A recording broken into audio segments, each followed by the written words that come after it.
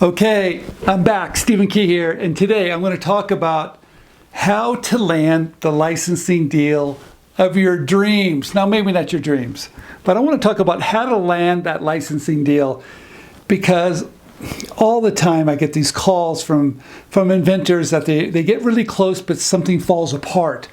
Or they've submitted their idea to a company, and for some reason they're not getting back.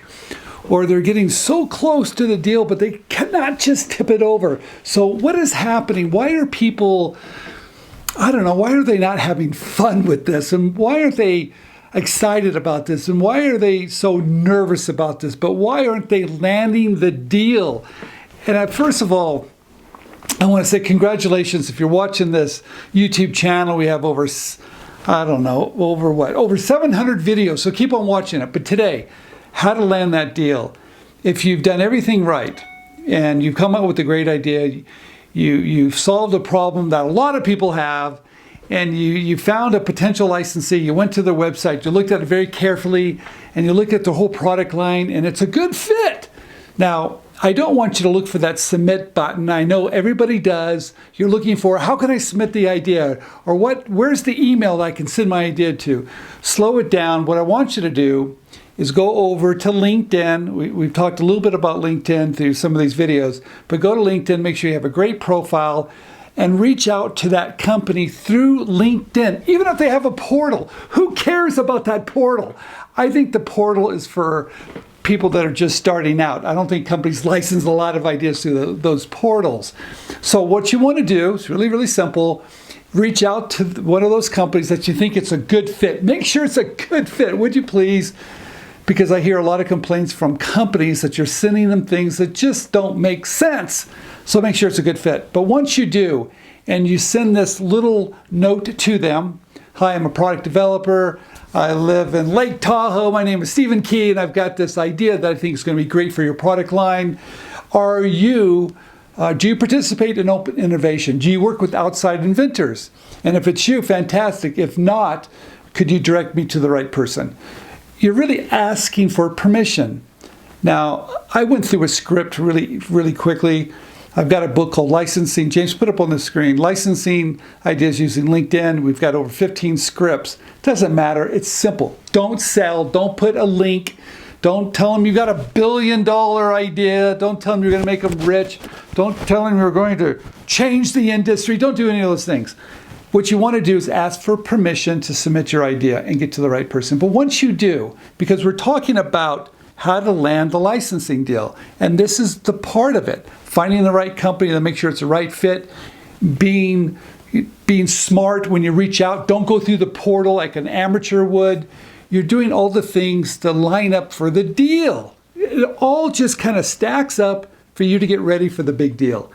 All right, so you reach out to the company, someone in sales, maybe someone in marketing. It takes a couple weeks, maybe not, maybe one day, I don't know. But they get back to you, and they really want to see what you have. They tell you, yes, we do work with inventors, and yes, we'd like to see what you have. That's fantastic. That's the first step. Now, what you're going to do typically is send them a sales sheet at that time once you got permission, or maybe your 1-minute video, send them a link. But you're starting to build that relationship. You're starting to be someone they want to bring in to their industry. You want to be that person they feel comfortable with, that they can bring on in and not have a problem, and you're not going to embarrass their boss.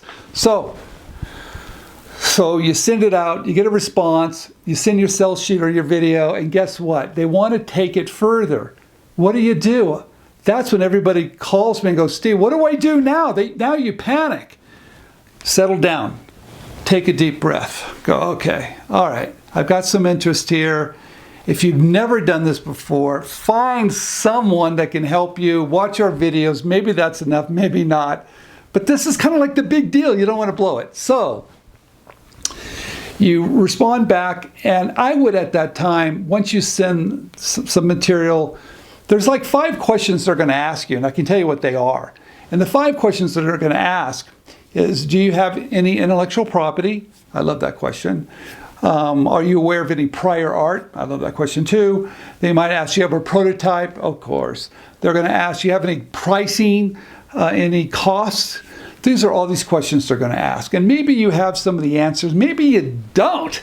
Most of us don't have those answers to those type of questions. But don't freak out. It doesn't matter, because this conversation kind of just goes, you want to slow it down a little bit. So what I'm going to tell you and what I want you to do is ask them, let's get off LinkedIn, let's do a Zoom, let's do a Skype, let's get to know each other.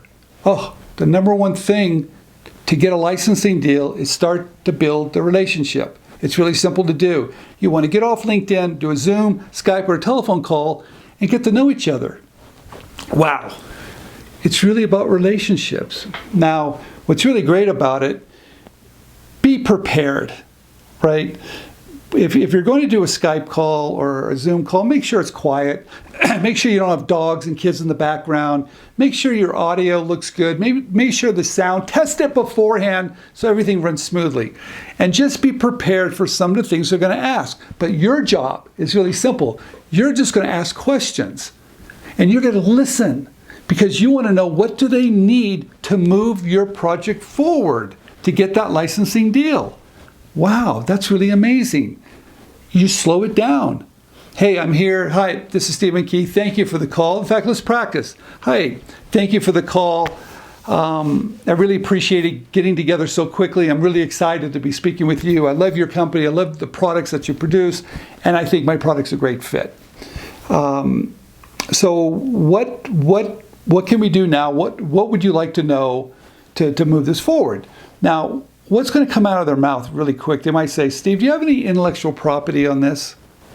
Do you have a patent? Oh, I love when they ask that question. And I would say, well, no, I don't have a patent. I have filed a provisional patent application that I think covers it extremely well. And if you'd like to see it, we can talk about it. I can send it to you. You can take a look at it. No big deal. You file the PPA. You've done a good job. And I'm going to tell you, if you get interest at this point, and it's a big company, you might want to look at your provisional patent application again to make sure it's done well. And what do I mean done well? Watch some of the other Zoom, or some of the other videos I've done on what does it mean doing a good a provisional patent application, because you have to do it in such a way, not just explaining the invention, but maybe encompassing the innovation. Maybe it's done in such a way that's really a selling tool, which you're not going to get that information from a patent attorney or patent agent. That's why you're watching this channel, to make sure you're doing everything right. So they're going to want to see what you have. That's no big deal. At this point, now you're probably pretty nervous, and you're probably thinking, boy, I need for them to sign an NDA. I hear this all the time. Steve, what about an NDA? I want them to sign an NDA. At this point, if you've done your homework on that company, and you've determined that they work with inventors, and they have a good customer service, and they're treating you fair, I don't know why you want an NDA. Now, here's a disclosure. I'm not a patent attorney. I'm not giving you legal advice. But for me, if I protected myself with the provisional patent application, me personally, I don't need an NDA. I'm not going to ask for one. But if you require one, or if someone's telling you that you have to have one, ask them to sign theirs. And there's a very good chance they're going to hang up the phone and you won't hear from them back again. But maybe not. Maybe they will sign it. You never know. But it never worries me. Okay.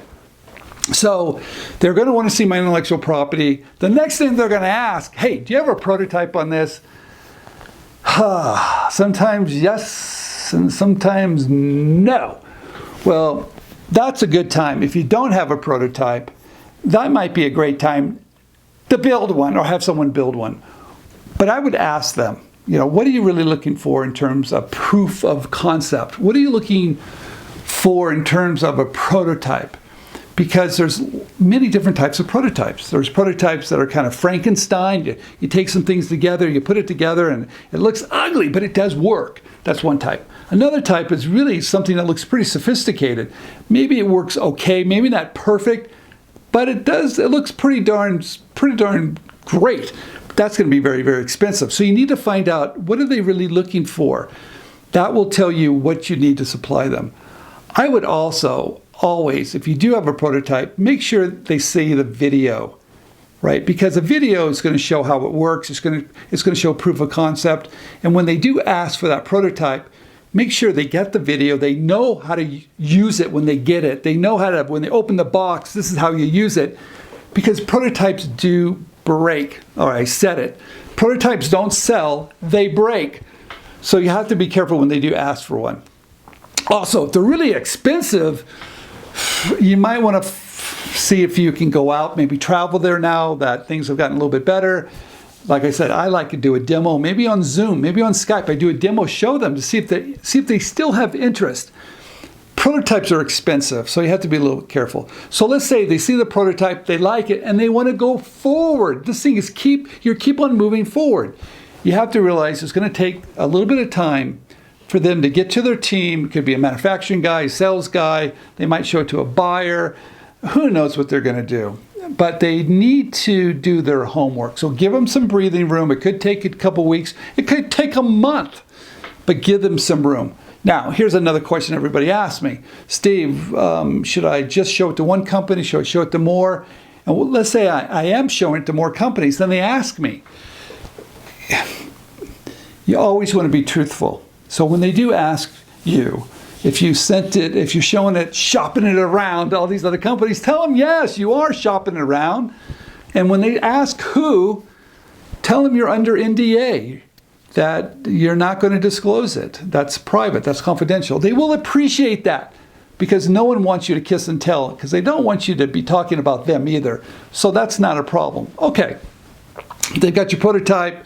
Maybe you sent your provisional patent app over there. Don't give them the code. Don't give them your information, your application number. Don't do that. Just send them your provisional patent application, your prototype. Now they're looking at it. They're going to come back. They might want costs. Now, if you've got a rough estimate of costs, give it to them. No big deal. They're going to have to do it themselves. They always ask for it. I don't know why they ask. They have to do it themselves. So, but it's going to take some time. Now, here it is, you guys. I told you this video was all about how to land that licensing deal. And here it is. It's all about attitude. I said it. They want to be able to build a relationship. They want to be able to bring you in. And if you have a bad attitude, or if you're confused, or you don't know what to ask for, or you're asking for something up front, if you're doing stuff out of sequence, right away, that's a red flag, and they're going to walk away from you. And I'll give you an example. If you start asking about royalty rates or minimum guarantees, and you've only had one call, that's a red flag. They are going to run from you. If you go out of sequence and start to ask for too much, or how is the deal going to be structured, or ask them, well, how many products do you sell? And you start asking questions that are not appropriate, that's a red flag. You don't know what you're doing, and they will not work with you. They will run from you. So you have to be careful that you're doing everything in the right sequence. So yes, you are. You're being cool. You're being calm. You give them everything they need. They come back. Now, everybody asks me, when does the negotiation start? It started the minute you went to their website and you looked at all their product line and you submitted it to them. You went through LinkedIn. You didn't go through the portal. Your negotiations has started at the very beginning. It started when you came up with the idea. It started when you filed the provisional patent application. And maybe it started when you built the prototype. It starts because those are all those things that they need for you to negotiate and leverage to get all the things you need out of a licensing agreement. People think a licensing agreement happens the minute you get the licensing agreement. No, it happens earlier. If your provisional patent application, I'll give you an example, if it's not done well, they have more leverage. If your prototype, if they demand one proof of concept and you can't figure it out, they have leverage. If you don't know what you're doing and you start to ask questions out of sequence, they have leverage. So you're negotiating through the whole process and you don't even have a licensing agreement yet. But let's say you're watching this videos and you have someone helping you and this thing is working pretty good and you answer all the questions, and you're being calm, you're not bugging them, you're not doing all those crazy things most inventors do. And then they say, look, we're interested. That's when you ask for a licensing agreement. That's when the whole thing starts to really happen. And at that point, I'm going to talk a little bit about licensing agreements in another video. God, I've talked so much in this video, I'm losing my voice. So anyway, this is Stephen Key. Thanks for watching. Thanks for watching this video. I really enjoy this whole process. I know a lot of you, this is very nerve-wracking because I get to talk to a lot of people right when they have some interest. And some of the questions they ask me, it just blows my mind. You're dating. When you're first reaching out to a company, you're like on your first date. And some of the questions people are asking, it's like you're asking for a marriage proposal and you haven't even gone on your first date. So don't make those type of mistakes. Keep on watching me. Stephen Key here, and be ready for the next video because I'm going to talk about licensing agreements.